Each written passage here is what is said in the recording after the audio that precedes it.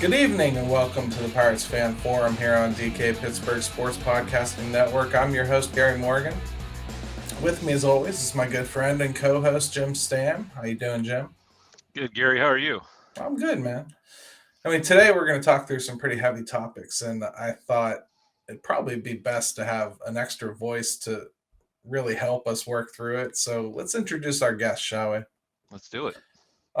First up is our frequent guest and good friend, Graves, and she'll pop up here shortly. Graves, I hope you and yours are holding up after Tony La Russa squashed your dreams.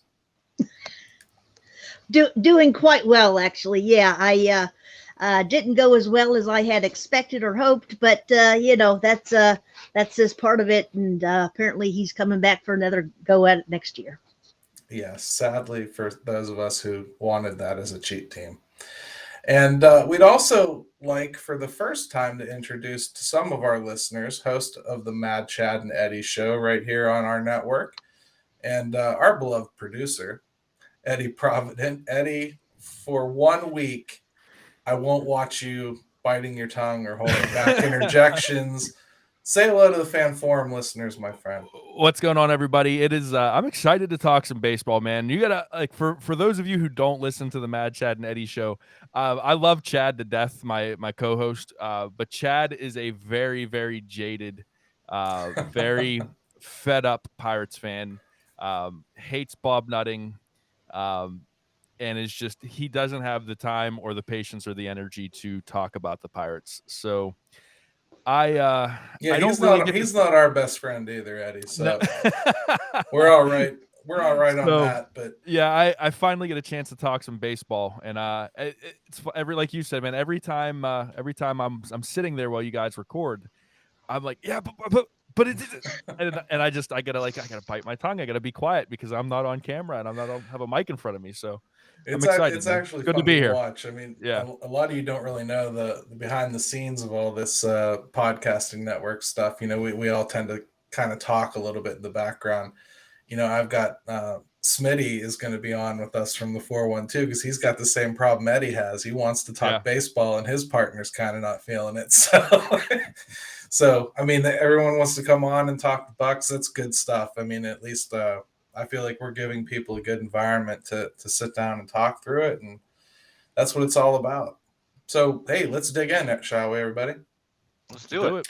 Hey, the first topic I wanted to bring up today is one of our first real dives into next season. And is 2022 really a year to spend? I mean, Jim, I'll start with you here, even if I think your answer is probably something along the lines of yes and every other year too.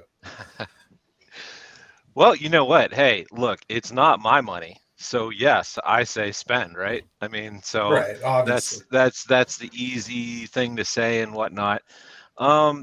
Yeah, you know, look, depending on what projection you pay attention to, we're talking what a payroll range right now as it stands, just looking at it, maybe 40 to 50 million, somewhere in that ballpark. So there's room to do it. I think if you're looking to maybe have a bridge to some of these more competitive, you know, remember that word because look at this red herring. This dude tossing out red herrings. All right. Yeah, like I think that's how you can get there, and it's a good bridge. I would do it. I'm not saying go crazy.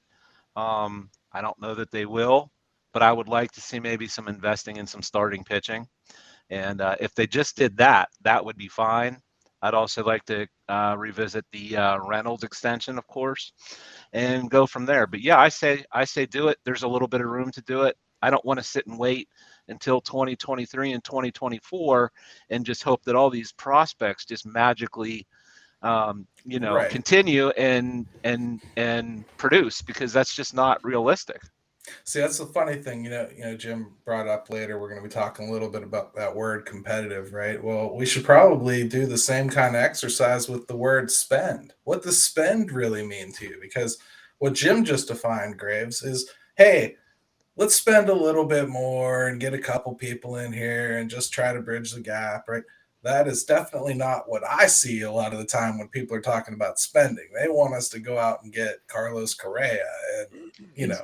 Exactly. So where do you fall on this? I mean, I don't think they're there yet, but and I agree. I don't think they are either. But to go back to what Jim was saying about, it's not time to go crazy spending. Yeah, bring in a structure, or help out the bullpen, whatever the case may be. But we're not looking for Bob Nutting to go crazy here. And it's funny how we hear, Nutting's so cheap, he's never going to spend. I'll believe it when I see it. But those same people are saying, go spend.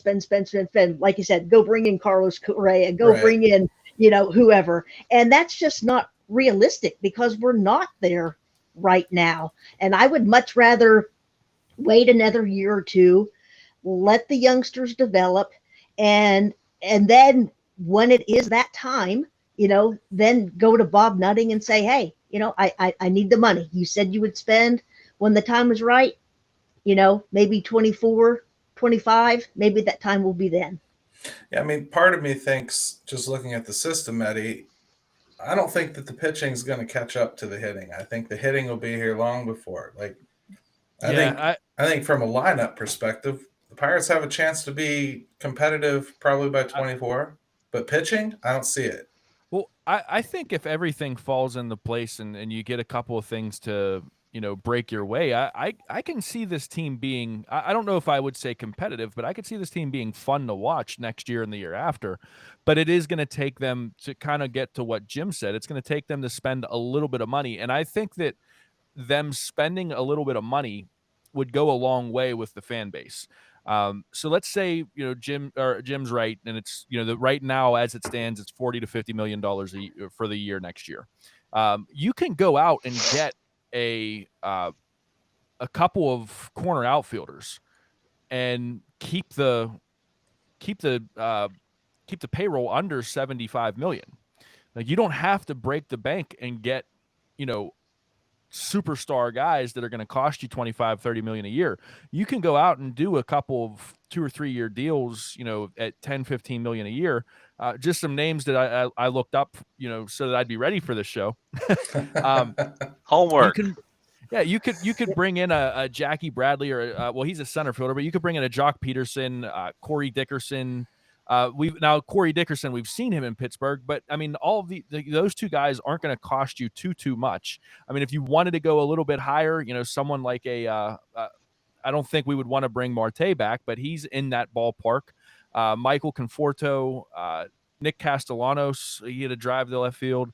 But my point is, there are names out there that aren't going to break the bank that you could sign, that are big enough to say, see, look here, we're trying to put something out on the field. And you couple those guys, those players, with what's already on this roster as far as bats go. And so now you have Colin Moran as your first baseman. You have Brian Hayes, hopefully healthy for a full season. You have, if you bring back, hey, I mean, I know he's terrible on defense, but if you bring back Yoshi, I mean, that dude seems like someone that could be a fan favorite. Now you've got yourself a lineup that isn't an embarrassment. I think just through course, though, the lineup is going to improve next year. I really do. Yeah, exactly. I agree with that. So I'm not worried about the offense as much. Especially, I think we started seeing the trend towards the end of the year. They started actually hitting the ball a little bit. So if they can keep that going and bring in a decent hitting coach and continue that trend, I'm happy. I'm saying all of that where I'm frightened.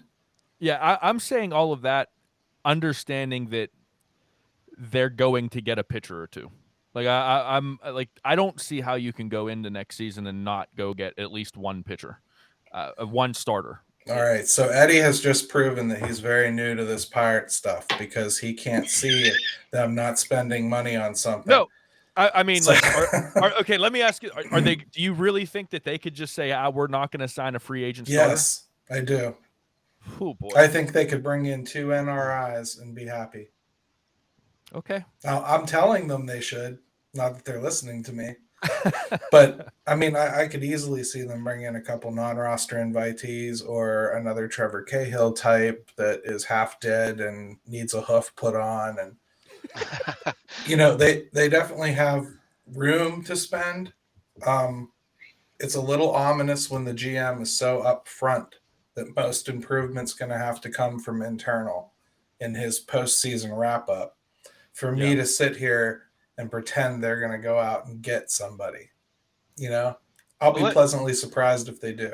Let me just say, before we move on to anything else, is like I'm also a big proponent of getting some of these guys some help now, whether it's in the starting rotation or in the lineup, just because, I mean, do we really want another year to absolutely getting your rear end kicked day in and day out? And some of these guys that you are hoping to be pieces, that to me is not an enjoyable scenario. And I don't think it helps in several ways from a production standpoint, to say nothing of the fact that you get normally better when you have better teammates around you. It makes things easier to produce. So, I'm just looking at it from that angle too, is, if we're 2 years down the road and just still, I don't think it'll be to this level bad, but I want some reinforcements starting to come. Yeah. It's almost got to start happening at some point. And I guess to me, I'd be happy if they even just ate some garbage trades from people, just some trash contracts from people, see if they could take a veteran pitcher off their hands, not unlike AJ Burnett years ago. Get a veteran in here, somebody that can kind of shepherd these guys and make it a couple years, because I don't want to be hearing about this guy getting traded like in May. I don't want to start talking about it. I think getting a veteran is the biggest thing. We need a leader on the pitching staff, and if they can go out and I know I bring up a lot of Tyler Anderson, but he did a heck of a job for us this past year, and he's just a good comp. He's a good comp. He is. But I don't want it to be Shelby Miller. I want somebody like that. I think we can actually count on. Like, go get Michael Wacha. Go get somebody else like that. What about somebody like a Corey Kluber, who he made $11 million last year or this past season with the Yankees? He was hurt so often, though. To me, I worry about the health. I've got one of those already. I've got a Stephen Brault. I need. But doesn't that get? I mean, like, maybe because of the injuries, you get him on a sweetheart deal for 1 year, and he kind of see if, for his sake too, to see if he could rehab himself. And you'd think. I think something that they can do, and I suggested Michael Lorenzen the other day, because it's not that I think he's great, but here's a guy that's been stuck in Cincinnati's bullpen once openly has said wants a shot at starting. Well, Pirates can give him one. And he's already proven too he won't get the boo-boo face if he doesn't win. Yeah, and so, I guess I'm looking at it from the fan standpoint of, all right, what's a name that you're not going to break the bank on that's going to be it's kind of like the what you just said with Burnett. It's a bigger name that you don't have to break the bank on. And I think most casual fans know who Corey Kluber is. They've heard that name. They know what kind of pitcher he can be, what kind of pitcher he was. So that's kind of like, those are the guys I want to see them go after. And it's not so much to be competitive as it is to like try to start getting butts in the seats so that money starts flowing in, because I really think that that's going to have a lot to do with, nutting spending in the future, is, getting people back in the stadium. It's plausible. I mean, hey, I think we've talked a good deal through that subject, and it's going to be intertwined a little bit, I think, as we start talking a little bit more about some of that competitive stuff. So let's go ahead and take a quick break, and we'll come back and we'll talk more about competitive baseball in Pittsburgh.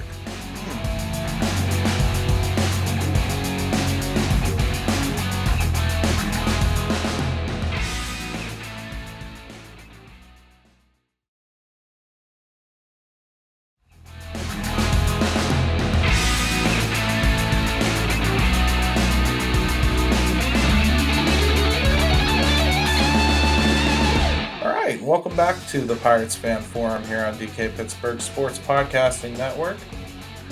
Next topic up for debate is the definition of the word competitive. I mean, this is one of those great examples of when you get together with somebody, how you can kind of think of something cool. This is after we recorded the last episode. We're standing in the parking lot. Jim and I just got to talking, and Jim's like, you know what? So we threw up a poll question pretty quick about it. And I'm going to go ahead and read it and the results, and we're going to kind of just talk about it a little bit and read some of your replies. So here was the poll. Define the word competitive. We're going to talk a lot about it on the show. We want to read your comments. So here were the options. World Series, period. Playoffs, period. And in the race all year. I was shocked by these results. I got to tell you, shocked. In the race all year won with Mario Lemieux's number 66, which, okay. Playoffs, period, got 28%. And World Series, period, got 6. I am shocked that number was 6. Shocked. I mean, shocked that many people actually think that the only way you could be competitive is through World Series, or shocked that it was that low? Shocked that it was that low. Because we've been told, as I've been writing and we've been doing the podcasting and everything, something that I get told all the time, Graves, is if you don't win the World Series, nothing else matters. So that whole stretch from 2013 to 2015, you might as well just flush that down the toilet. That's not being competitive. They didn't win a division. They didn't, right? And they start just chopping it down. Yes, they do. So I'm shocked to see 6%, only 6%, say that a World Series is the only way you are competitive. Well, just remember the voting. It's kind of like a secret ballot, so we don't really know who was voting there. But it's not going to be secret, Graves. You're going to tell us what you think. I am going to tell, and I'm actually with the majority here, and the be competitive, because we haven't even really been competitive for several years. So you've got to kind of take a little bit of some baby steps here, and you've got to win that division, and then you got to get past the wild card and get to the LCS, and so the first time we make the playoffs, I have a lot of doubts that we're going to just automatically just go off and win the World Series.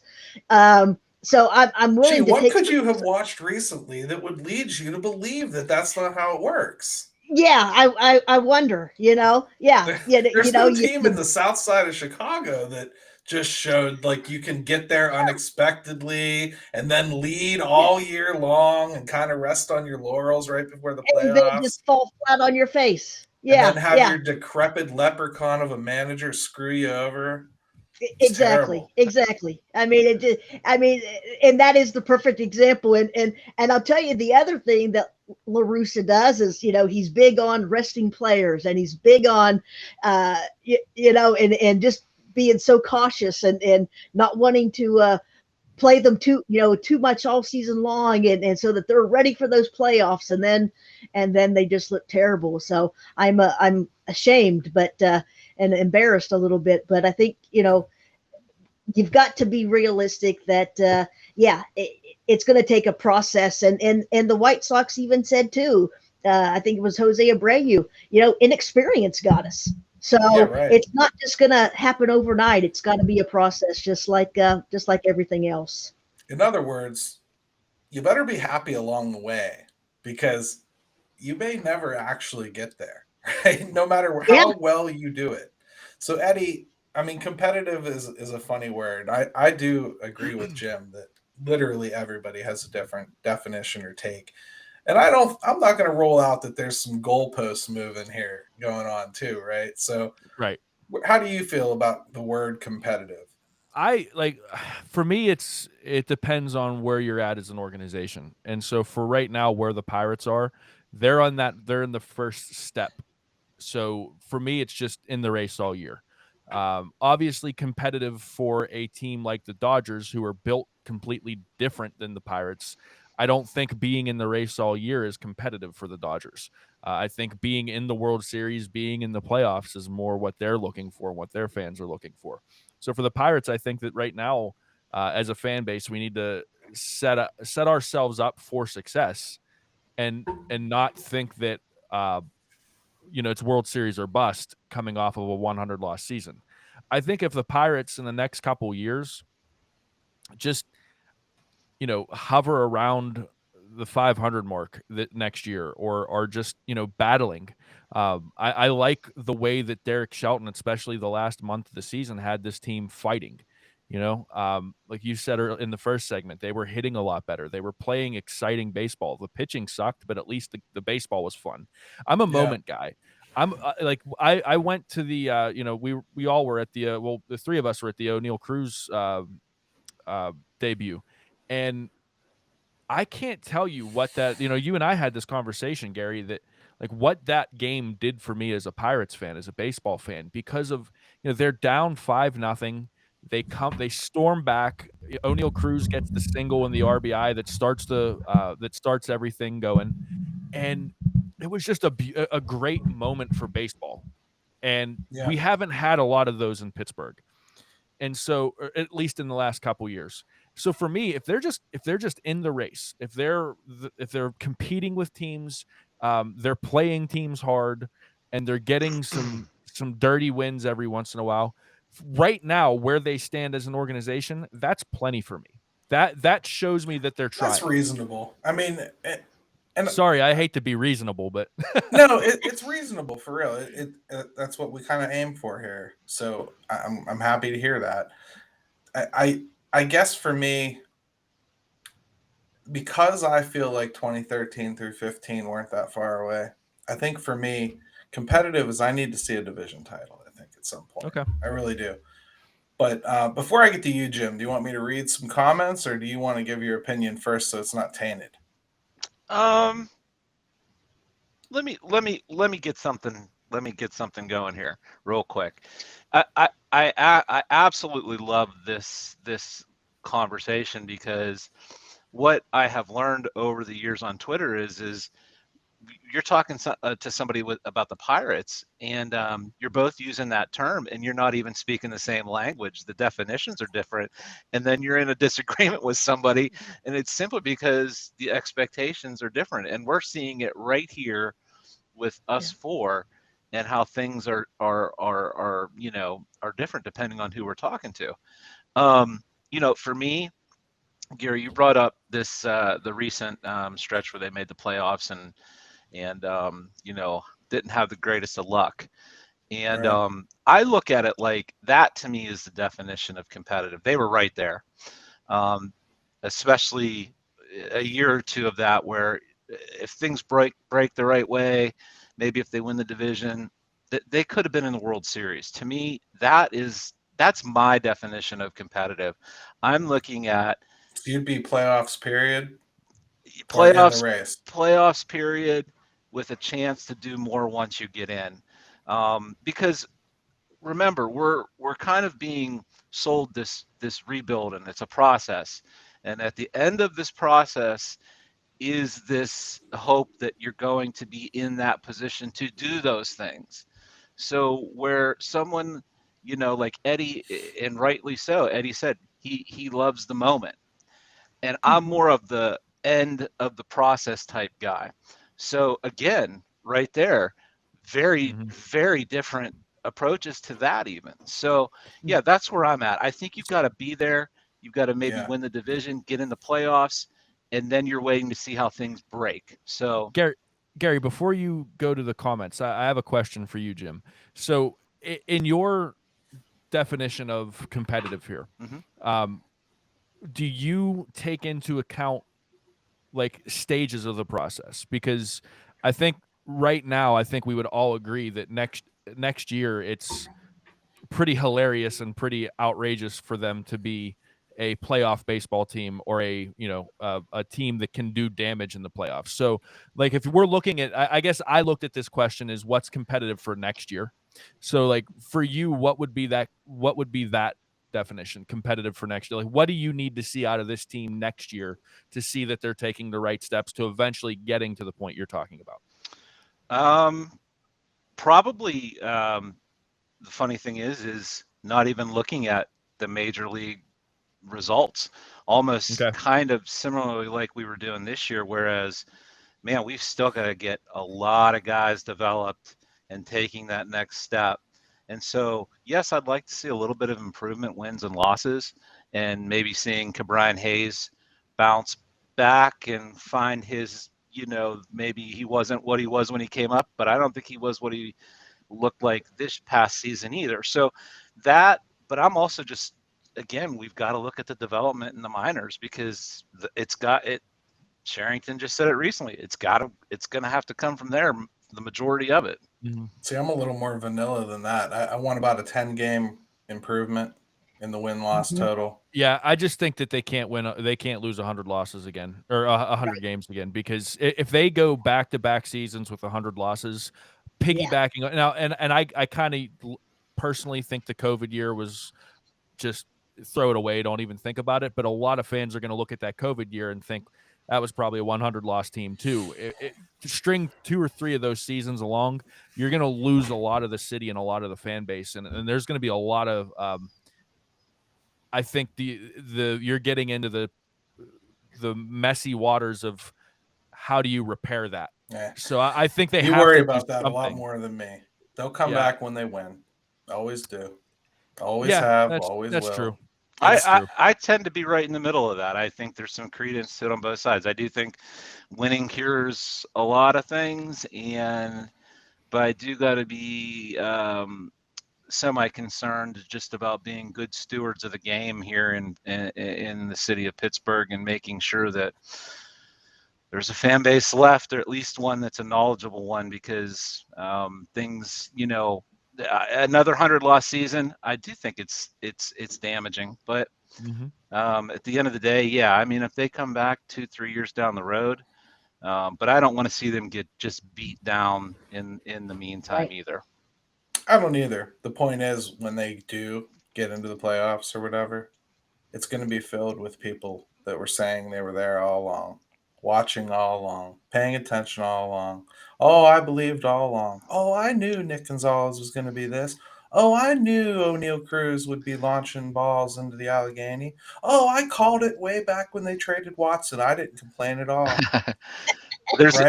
There will be 40,000 people on Twitter saying they were there for O'Neal Cruz's first game. Yep. And what was the attendance that night?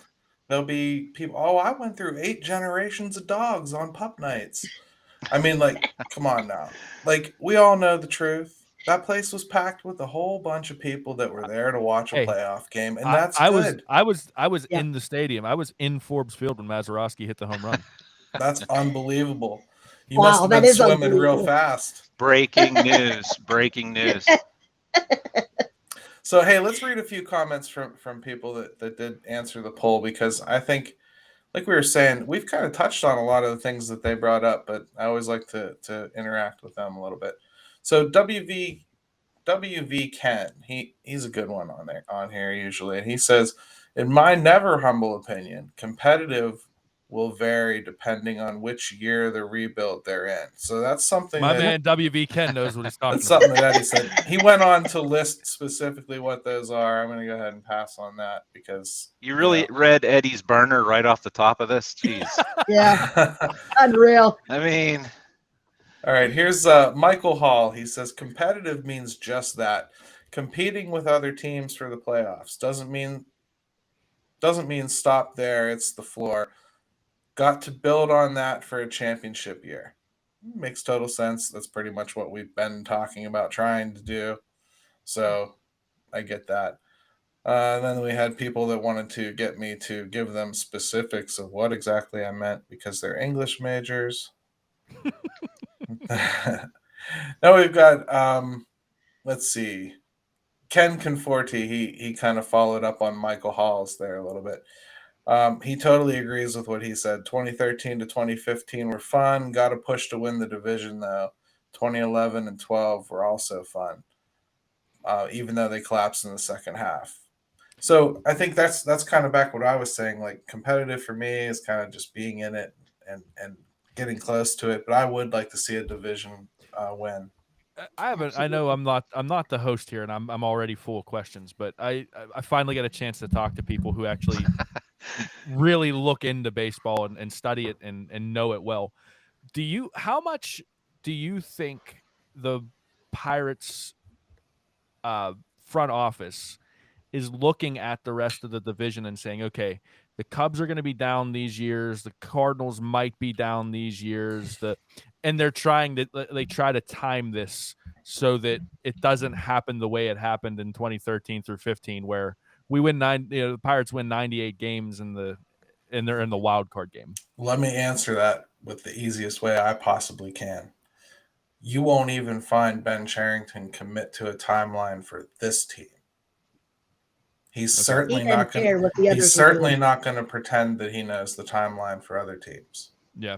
Where the Cubs are at right now, if you asked me to look at their system and pretend they were in the same situation as the Pirates, I'd go, they don't have enough pitching. They're years away.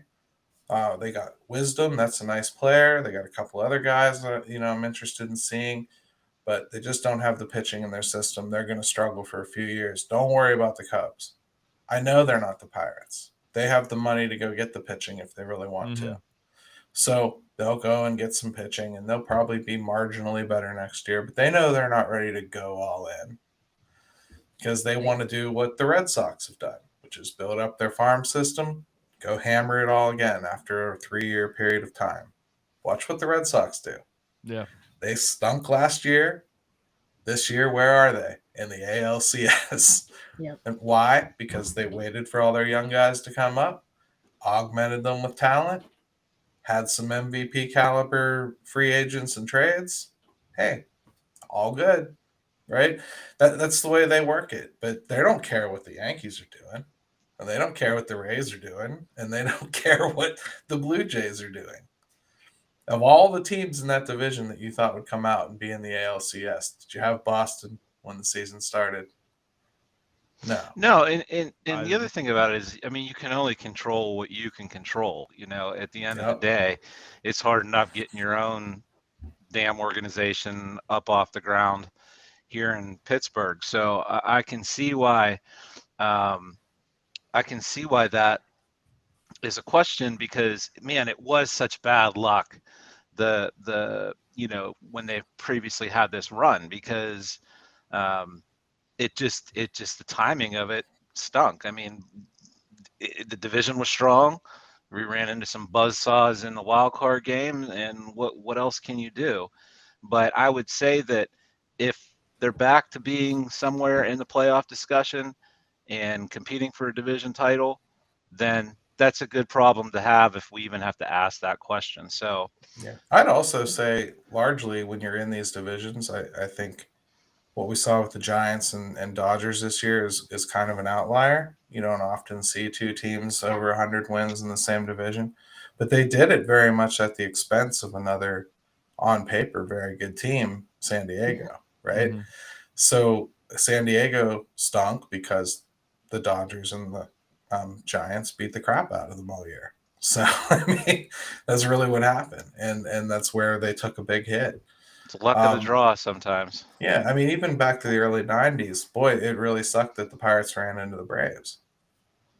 And they ran into the eventual World Series champion Reds, too. So, I mean, like, it's not like they didn't have good baseball teams. It's just you can't control when other teams get good, too.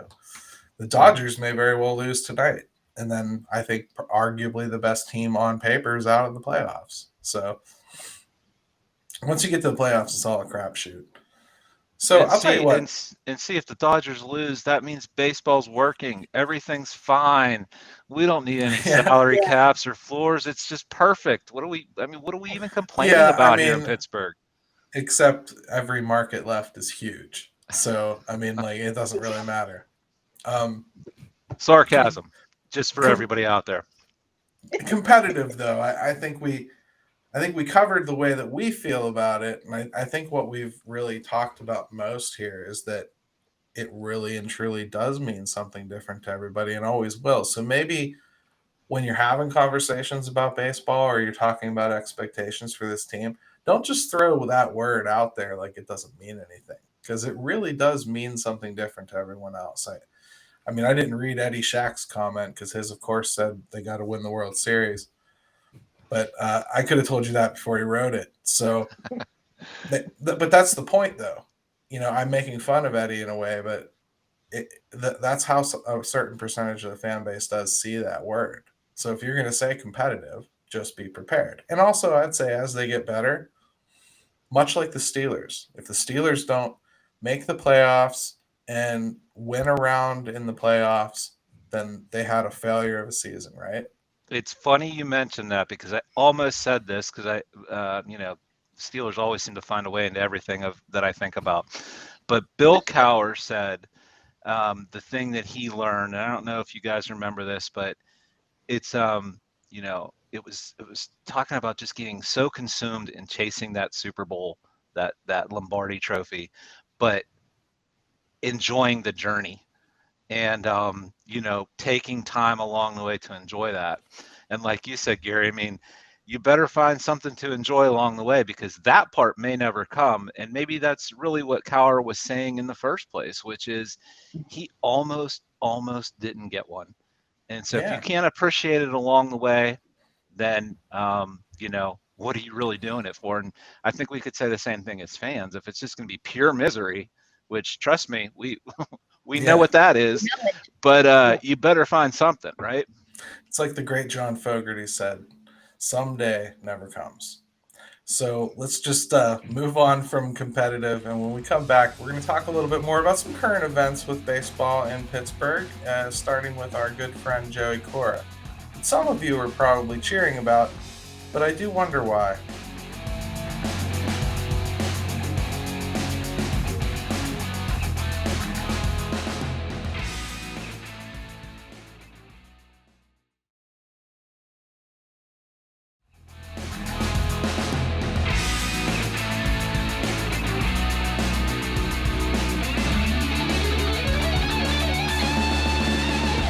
All right, and welcome back to DK, Pittsburgh Sports Podcasting Network. This is the Pirates Fan Forum. And the next topic on the agenda is a recent event, really. So the Pirates decided to part ways with Joey Cora, and I found it curious, to be honest. He was in charge of the infield defense, and the infield defense resoundingly got better this year. Like, resoundingly. And we're actually pretty good. I mean, if you just want to look at something generic like errors, they were the best in the league. But I mean, schematically, they were getting to more balls too. The range had improved. They were getting more outs than expected. So I just didn't see what he did wrong this year there. I understood wanting to let go of him as a third base coach. They lost an awful lot of those battles. They had some bad sends. They had a lot of people thrown out at home. And when you're a team that doesn't get a lot of guys across third base, that kind of becomes a bigger scene than maybe it does on a team that is routinely getting guys to third base. Okay. I understood that. I guess to me the timing was a little curious. And Jim, I'm going to start with you this time.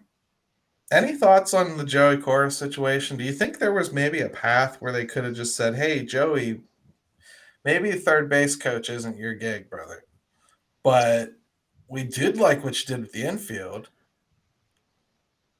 Yeah, man, I go back and forth on this one a little bit, because it's funny, you get on social media and there was almost a rejoicing of sorts about it. And like it was really going to make a difference. Yeah, that's the crazy thing. But sometimes I think people are just looking for someone to blame. And look, I mean, we've all been through Colin Moran rounding third and getting thrown out at home plate for the millionth time. But some of those too are situational in games where whether he's out or not, it's the right call to make depending on the game situation. So you could break it down even further. It's really, to me, it's really not worth it. Do I think they could have kept him around? Yeah, but he's a holdover. He's been in this Right. organization a long time.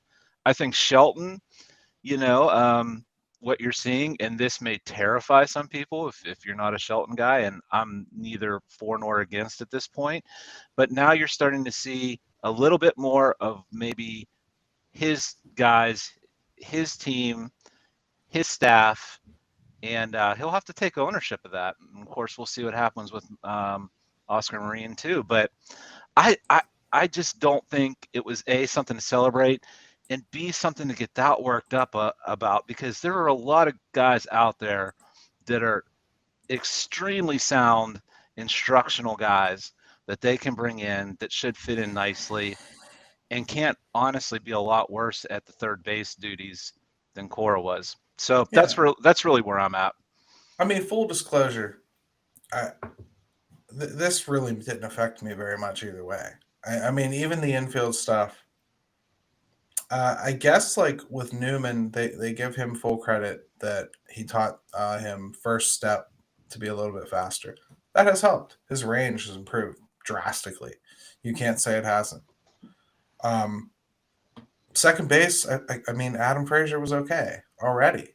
You know, Colin Moran, they claimed that Joey was very responsible for teaching him that position from scratch. I mean, I've heard that from Derek Shelton. So, I mean, they give him full credit for that. I guess you could say he was at least adequate there. I think he was better than he was at third.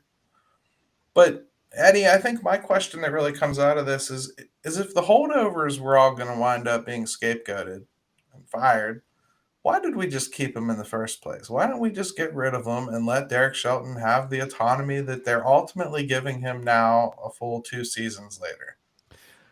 See, I think if you come in, you bring Shelton in and just wipe everyone out, I think that's a bad look to the players, the rest of the organization.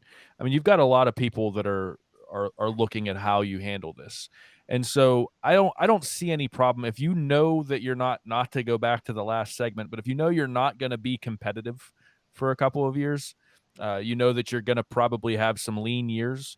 Why not see what you have in these guys? Why not give them a year or two to say, all right, are you worth keeping around? Because if you do that, and then they build these relationships with these players and the players trust these coaches, then you don't have to bring new guys in. You don't have to bring new coaches in to build that trust all over again. So I don't really see an issue with using these lean years to try to figure out what you have on the ball field and on the coaching side of things. I think that that's fine. I'm with you though, as far as Joey Cora goes. I'll be honest. I don't know enough of what Joey Cora did to say it mattered or didn't matter. So, I mean, I know he was involved with the infield. I know he didn't know how to send people home. I mean, other than that, like, I don't know enough about Joey Cora's day-to-day interactions with the ball club to say, yeah, he should have been let go or he should have stayed. I see Graves just chomping at the bit right now. Graves I likes Joey Cora quite a bit. I know, so. Right? Like, yeah, I have a feeling I know where this might go, but yeah, hit me with it. Well, I do love Joey Cora, and I'm very familiar with him, and I've mentioned it on previous podcasts. When he was with the White Sox, he had a like Camp Cora, where he would take 4 or 5 guys, and get them together in the off season, and they worked on defense. And I wanted that so badly to happen with the Pirates, when they had him on staff, and for whatever reason, whether he was held back from doing that or whatever, we're going to start seeing that now this offseason. And Joey's going to be gone. But he was the third base coach for the White Sox when they won in 2005. So he knows how to coach third base. He knows what he's doing. And I really, truly, honestly believe in a lost season. Uh-oh. Challenging the these guys She's saying right now. to pick it up, that really goes away. You kind of cut out there, You can't Graves. use, Yeah, But I think Oh. I can fill in for you. Joey was a good dude. He did really good things with the White Sox. You're sad that he got let go. I am. And you don't necessarily want him to be besmirched. And I don't either. But the other thing too is he was one of our few Spanish speaking coaches. So there's still a question about Oscar Marine, whether he's going to stay or not. So if you've got Oscar gone and you've got Joey gone, I don't think you have anybody that speaks Spanish. Well, Oscar's and not to going me, that's anywhere. Oscar isn't going anywhere right now. And I know that, but it's still something. Oscar is stretched so many different ways that he can't even keep his head on straight most times. You know, we've talked about it before. We need an assistant pitching coach to come in and take some of the responsibilities away from Oscar and to help him. So now we're going to say, well, now you have to be the Spanish speaking coach. That's just adding to his responsibilities. So and they have Mike everybody Gonzalez, and we don't know who the new third base coach will be. Right. It could be another Spanish speaker, especially since they've made sure that they have at least two at every level. I can't see MLB being the one they don't. So I'm sure that'll rectify itself. I'm just throwing things. I'm just throwing some things out there. But no, Joey Cora, I'm sad to see him go. He was the third base coach with the White Sox in 2005 when they won the World Series. And if a professional baseball player can't score from second base on a double, then maybe he's the problem. Maybe he's just too slow, on this team. I ultimately think a lot don't of call those, Colin Moran out like that. I think a lot. Oh, we're going to call Colin Moran okay, out. Redbeard. Especially if he's going to make $4 million, next year. He better run a little faster. I'm actually kind of hoping that the groin problem he had was a little bit of the reason that he was so slow in the second half. No groin talk, Gary. I have PTSD with all the Steelers stuff. No groin talk. I can't. Let's just call them lower body injuries. We'll keep it very NHL-esque for everybody. Smitty's groin gang got me, man. I can't. Or we could talk about injuries like Pat Narduzzi. Just silence and anger, right? And nobody respects us. I mean, Joey Cora is not the only guy that got let go. They also let Esposito go from AAA, and I'm not gonna lie, long time coming for me. I followed that situation pretty closely. A while back, they let go of Michael Ryan from AA, and Craig and I were shocked. I mean, he had done nothing but produce everywhere he'd ever been. West Virginia Power, Bradenton Marauders, Curve. He's excelled, and players got better everywhere he was at. And they let him go.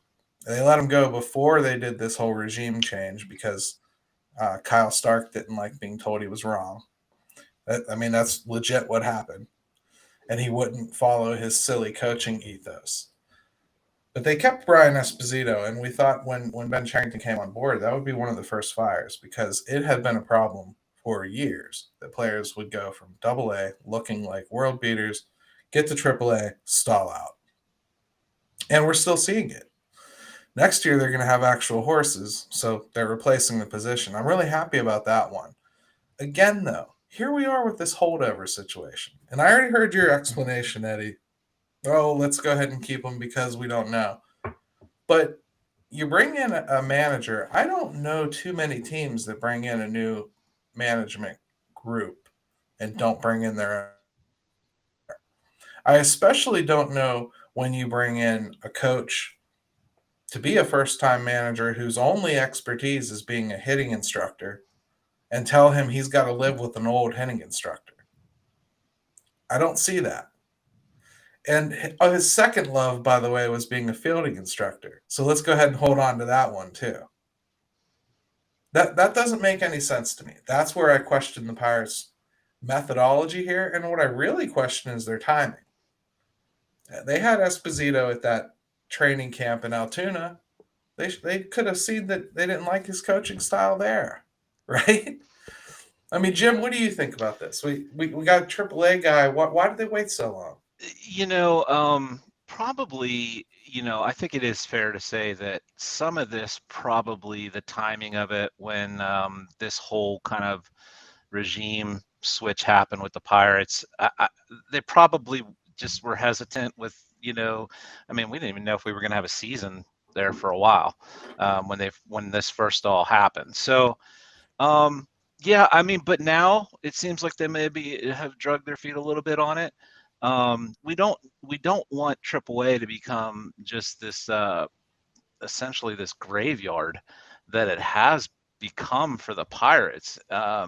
Now, part of that was player driven too. That's not just. Yeah, if you don't have the horses, you don't have the horses, right? But we would have certainly hoped you would have liked to have seen a little bit more development and a couple guys popping through there that maybe you didn't even expect, and that didn't even really happen. Right. So when you're looking for like little examples to say, okay, well, the talent's not there and whatnot, but there wasn't a whole lot to point to just say, well, okay, but remember this guy developed and outperformed and became somebody that they used at the major league level. It didn't really happen a ton. Like we didn't have say a blind Madris. We really needed an outfielder last year, right? They're scouring the waiver wire everywhere. Oh, we need to. Blind Madris has been in our system for what, 5 years now? How come we can't pop somebody like that through? Chris Sharp's down there for 6 years.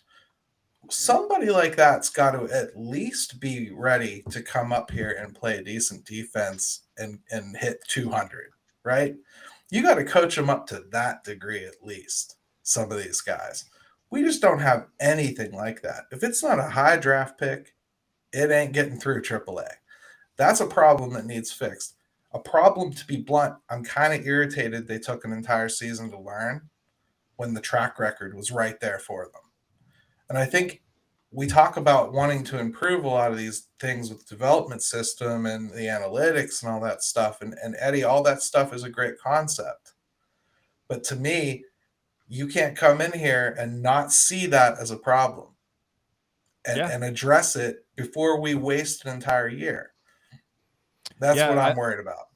I think that we're learning, well, maybe not so much learning, but I think that we're being affirmed in our belief that the Pirates' issues are more than just on the major league level. When we say that there were organizational problems, and I'm not going to point the blame. There's no point in pointing fingers now. It's over and done with. Just fix it. But when we see that the organizational problems that this organization was dealing with go further than just Pittsburgh, and when they go further than just Pittsburgh, I think it's like every layer you go down deeper, it takes a little bit longer to fix things, and it takes a little bit more patience on the fan base's part and a little bit more patience on the front office's part. Especially a guy like Ben Cherington, who comes in and basically says, all right, this is what I have to work with. Now I've got to figure it all out. I've got to sit here and learn it all and then and actually examine what the problems are. And then I got to figure out how to fix them. Yeah. That's not something that happens, as much as we would like to say that this is something that happens quickly. It's not. I almost look at it, the TV show Bar Rescue. It's almost like MLB Franchise Rescue. And Ben Cherington's coming in, and he's got to say, all right, what's working, what's not? Okay, almost nothing's working. Well, let's rip it down to the studs and start over. And we're seeing that happen now that we're getting into the minor league teams. We're seeing that happen. And that's the thing too. They were pretty quick to fire people early. Just not this one. Go ahead, Jim. Well, no, I was just going to say is we do use the term tear it down to the studs because that's excuse me, absolutely what they had to do. But we weren't talking about just one house. When you're dealing with a farm system and having to overhaul that part of it too. That's the street. That's the cul-de-sac. We're not just on one thing at the major league level. So we're talking about a development system that didn't even have Rapsodo machines at every stop. It's an incredible undertaking. So that's not an excuse. That's just the facts of the matter. And, people like to say that you're defending it or whatever, but that's just, it is what it is. Which boggles my mind, because it's not like if you're saying, hey, this is broken, there's a problem. That's not, to me, that's not defending anything. That's saying, hey, there's a problem, fix it. You're calling it out. You're calling it what it is. Sure. But it's gotten Graves. It's gotten toxic on Twitter, and anything that you say that doesn't involve bashing the Pirates, even if it's factual, and you know what that turns into. You deal with it. I do, and just to kind of touch on the holdovers. We even saw it for a while in the front office, Yep. just to kind of help with the transition. So, and then eventually, we saw some of those guys let go. We're seeing it as far as the coaching staff, and we're seeing it with the players. How long does it really take to evaluate what, Eric Gonzalez is going to bring you, or Phillip Evans, or, whatever the case may be? It's time, and maybe a little bit overdue, but Right. we've got to see some, I like to say, clear out the clutter. We've got to make some changes, and surely by now we're going to finally see some answers and see some changes being made.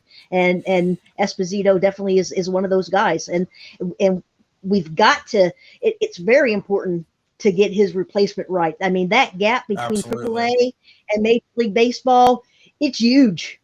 It's huge. And not only for the Pirates, it's big for all teams. And you've got to get that right coach in there that's going to get these guys prepared, and they're not going to come up here like Mitch Keller with a scared look in his eyes and a deer in the headlights and like, whoa, what am I supposed to do? They've got to be ready.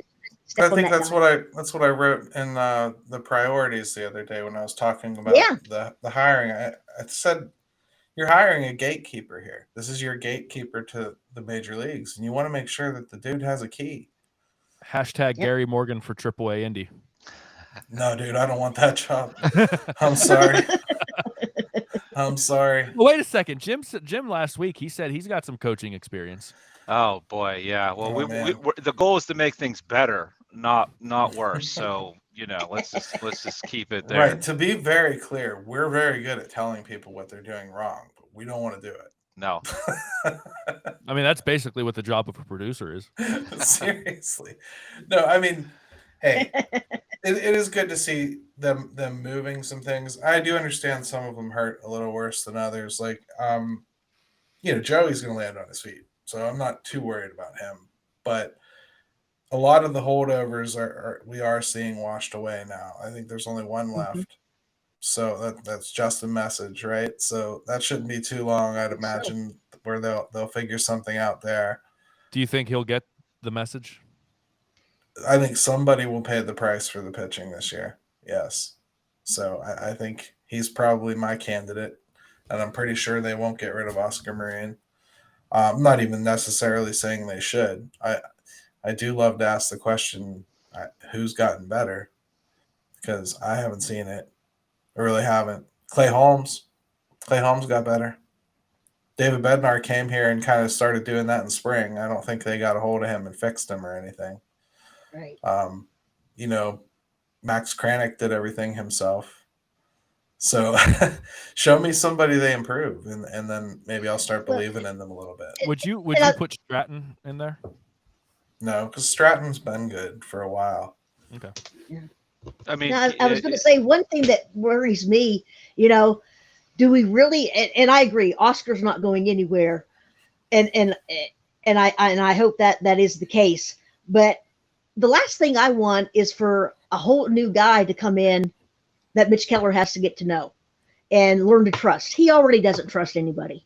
He doesn't even trust himself. So if Oscar does stick around, I think that would be a wise thing. Get him an assistant coach, and let's get Mitch Keller going in the right direction. I'm hoping all Mitch needed was Iowa to beat Penn State, because that's where he's from. So maybe he's really extra happy now. Exactly.